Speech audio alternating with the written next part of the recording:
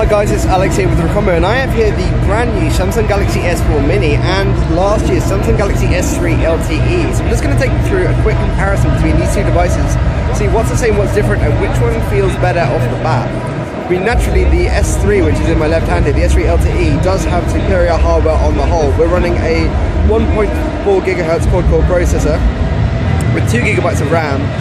And of course we are also running Android 4.1.2 Jelly Bean with last year's version of TouchWiz. Specs wise, the S4 Mini is a little less powerful. It features a 1.7 GHz dual-core processor with 1.5 GB of RAM on the 3G version and 2 GB of RAM on the LTE version. This is also the first Mini device to do LTE.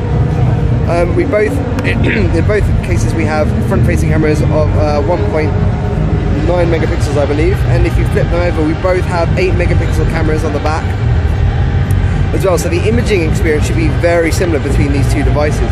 Naturally, the specs might seem like a snappier user experience would be had on the S3 LTE, but with the newer enhancements from Jelly Bean and also the refinements that Samsung have made to the TouchWiz interface, you can see that just as slick as this user experience is, so it is on the S4 Mini. It's impressively smooth for a dual-core device and snappy, and there seems to be no UI lag whatsoever, no matter what I do. So you can expect a really good user experience from both. The last thing to cover on the specs wise is of course these displays. Naturally, the S3 LTE is a flagship and therefore totes a larger 4.8-inch 720p HD Super AMOLED display.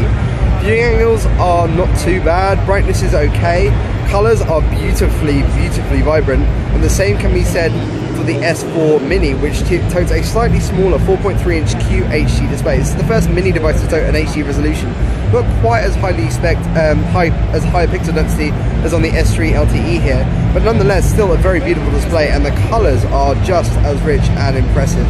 And viewing angles, I have to say, using the technology that they've got here, look a little bit better. So the display, I think, on the whole is actually quite nice. It's nicer almost on the S4 LTE, despite the higher resolution capability of the S4 Mini, compared to the S3 LTE. The last thing to look at is the overall design. Naturally, you can see that the S3 and the S3 LTE, which both came out last year, so a slightly more curved, natural-looking aesthetic. And if I flip it on the side, you can see with the home button, that silver strip is more arced and more natural-looking. Just with the S4 Mini takes after it with a squared look. That silver strip all the way down the end is parallel, solidly parallel all the way down. And again, we have the same hardware control layout on both devices. Power lock key on the right hand side, the volume rocker on the left, micro USB on the underneath, the centrally mounted hardware home button with 2 capacitive keys either side, the menu and the back keys. And on the top we have a headphone jack, 3.5mm standard headphone jack. The other addition that the S3 LTE does lose out on is the inclusion of what appears to be an IR port, just as with the S4 flagship, its bigger brother, the S4 flagship.